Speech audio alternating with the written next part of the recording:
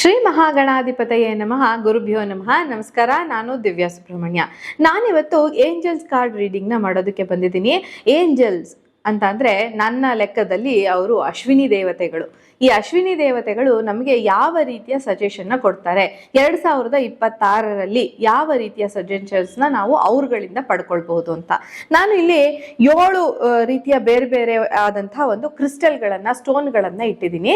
ಈ ಸ್ಟೋನ್ಗಳಲ್ಲಿ ಯಾವ ಸ್ಟೋನ್ ನಿಮ್ಮನ್ನ ಅಟ್ರಾಕ್ಟ್ ಮಾಡ್ತಾ ಇದೆ ಅನ್ನೋದನ್ನ ನೀವು ಚೂಸ್ ಮಾಡ್ಕೊಳ್ಳಿ. ಆ ನಂತರ ನಾನು 7 ಕಾರ್ಡ್ಗಳಿಗೆ 7 ಸ್ಟೋನ್ಗಳಿಗೆ ಬೇರೆ ಬೇರೆ ಕಾರ್ಡ್ಗಳನ್ನ ತೆಗಿತಾ ಹೋಗ್ತೀನಿ. ಆ ಕಾರ್ಡ್ಗಳು ನಿಮ್ಮದಾಗಿರುತ್ತೆ, ಅಂದ್ರೆ ನಿಮಗೆ ಏಂಜಲ್ಸ್ ಕೊಡ್ತಾ ಇರುವಂತಹ ಒಂದು ಸಜೆಷನ್ ಆಗಿರುತ್ತೆ. ಆ ಸಜೆಷನ್ ಈ ವರ್ಷ ನೀವು ಫಾಲೋ ಮಾಡೋದ್ರಿಂದ ನಿಮ್ಮ ಕೆಲಸಗಳು ಸುಸೂತ್ರವಾಗಿ ಆಗ್ತವೆ ಅಥವಾ ಆಗತ್ತೆ ಇಲ್ಲ ಅನ್ನೋದನ್ನ ಅದು ತಿಳಿಸುತ್ತೆ ಅಂತ ಹೇಳ್ಬಿಟ್ಟು. ಸರಿ, ಬನ್ನಿ ಹಾಗಾದ್ರೆ ಯಾವ ರೀತಿಯ ಒಂದು ಸಜೆಷನ್ ನ ಏಂಜಲ್ಸ್ ನಿಮ್ಗೆ ಈ ಸಮಯದಲ್ಲಿ ಕೊಡ್ತಾರೆ ಅಂತ ಅನ್ನೋದನ್ನ ನೋಡೋಣ. ಮೊದಲನೇ ಕಾರ್ಡು ತೆಗ್ದಿದ್ದೀನಿ, ಎರಡನೆಯದು, ಹಾಗೇನೆ ಮೂರನೇ ಕಾರ್ಡು, ನಾಲ್ಕನೇದು, 5, 6 ಮತ್ತೆ 7ನೇ ಕಾರ್ಡ್ನ ನಾನಿಲ್ಲಿ ತೆಗೆದಿದ್ದೀನಿ. ಈ 7 ಕಾರ್ಡ್ಗಳಲ್ಲಿ, ಈ 7 ಸ್ಟೋನ್ಗಳಲ್ಲಿ ನಿಮ್ಮನ್ನ ಯಾವುದು ಸ್ಟೋನ್ ಅಟ್ರಾಕ್ಟ್ ಮಾಡ್ತಾ ಇದೆ ಅನ್ನೋದ್ರ ಮೇಲೆ ನಿಮಗೆ ಏಂಜಲ್ಸ್ ಕೊಡ್ತಾ ಇರುವಂತಹ ಗೈಡೆನ್ಸ್ನ ನಾನಿಲ್ಲಿ ತಿಳಿಸ್ತೀನಿ.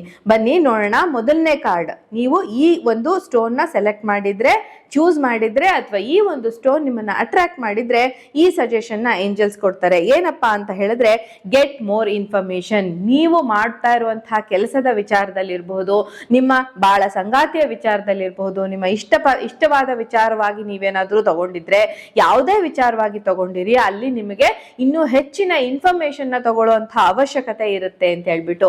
ಅಷ್ಟೇ ಈಸಿಯಾಗಿ ನೀವು ಯಾವುದನ್ನು ನಂಬಕ್ ಹೋಗ್ಬೇಡಿ. ಅದರ ಬಗ್ಗೆ ಇನ್ನೂ ಹೆಚ್ಚು ಜ್ಞಾನವನ್ನ ಪಡ್ಕೊಂಡು ಇನ್ನೊಂದಷ್ಟು ಇನ್ಫಾರ್ಮೇಶನ್ ತಗೊಂಡು ನೀವು ಮುಂದೆ ಹೋಗೋದು ತುಂಬಾ ಮುಖ್ಯ ಆಗತ್ತೆ.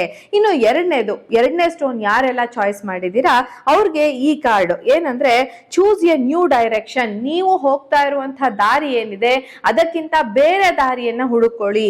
ಅಂದ್ರೆ ನೀವ್ ಯಾವ್ದೇ ಕೆಲಸ ಮಾಡ್ತಾ ಇದ್ದೀರಾ ಅಂತಂದ್ರೆ ಆ ಕೆಲಸದಲ್ಲಿ ನಿಮಗೆ ಸಕ್ಸಸ್ ಸಿಗ್ತಾ ಇಲ್ಲ, ನಾನು ಇದನ್ನೇ ಕಂಟಿನ್ಯೂ ಮಾಡ್ಲಾ, ಬೇರೆ ವಿಚಾರ ಮಾಡ್ಲಾ, ಬೇರೆ ಜಾಬ್ ಮಾಡ್ಲಾ, ಅಥವಾ ಬೇರೆ ಏನಾದ್ರೂ ಮಾಡ್ಲಾ ಅಂತ ನಿಮ್ಗೇನಾದ್ರೂ ಅನುಮಾನ ಇದ್ರೆ, ಯಾವುದೇ ವಿಚಾರದಲ್ಲಿ ನೀವು ಡೈರೆಕ್ಷನ್ ನ ಚೇಂಜ್ ಮಾಡ್ಬೇಕಾಗತ್ತೆ. ನೀವು ಹೋಗ್ತಾ ಇರುವಂತಹ ದಾರಿಯನ್ನ ಬಿಟ್ಟು ಬೇರೆ ದಾರಿಯನ್ನ ನೀವು ಹುಡುಕೊಳ್ಬೇಕಾಗತ್ತೆ, ನಿಮ್ಮ ಜೀವನದಲ್ಲಿ ಯಾವುದೇ ವಿಚಾರಕ್ಕಾದ್ರೂ ಆಗಿರ್ಬೋದು ಅಂತ.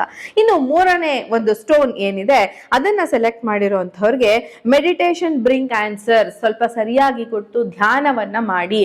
ಧ್ಯಾನ ನಿಮಗೆ ನಿಮ್ಮಲ್ಲೇ ಒಂದು ಶಕ್ತಿ ಇದೆ, ಆ ಶಕ್ತಿ ನಿಮ್ಗೆ ಹೇಳುತ್ತೆ ನೀನ್ ಈ ದಾರಿಯಲ್ಲಿ ನಡಿ ಅಥವಾ ಈ ಕೆಲಸವನ್ನ ಮಾಡು, ಇವರನ್ನ ಚೂಸ್ ಮಾಡು, ಈ ತರದನ್ನ ಮಾಡು ಅಂತ ಹೇಳಿ ನಿಮ್ಮ ಮೆಡಿಟೇಷನ್ ಪವರ್ ಏನಿದೆ ನಿಮಗೆ ಒಂದು ಇಂಟ್ಯೂಷನ್ ಬರ್ತಾ ಹೋಗುತ್ತೆ. ಹಾಗಾಗಿ ನೀವು ಈ ಸಮಯದಲ್ಲಿ ಹೆಚ್ಚು ಮೆಡಿಟೇಷನ್ ನ ಮಾಡ್ತಾ ಹೋಗ್ಬೇಕಾಗತ್ತೆ ಅಂತ. ಯಾರೆಲ್ಲ 4ನೇ ಸ್ಟೋನ್ ನ ನೀವು ಚೂಸ್ ಮಾಡಿದಿರಲ್ಲ, ನಿಮ್ಗೆ ಏನ್ ಬಂದಿದೆ ಅಂತ ಹೇಳಿದ್ರೆ, ಕ್ರಿಸ್ಟಲ್ ಗಳಿಂದ ಎಸ್ ಅನ್ನುವಂತಹ ಆನ್ಸರ್ ಬಂದಿದೆ. ಇದು ಟೋಟಲ್ ಆದಂತಹ ಪಾಸಿಟಿವ್ ಆದಂತಹ ಕಾರ್ಡ್ ಅಂತ ಹೇಳ್ಬೋದು.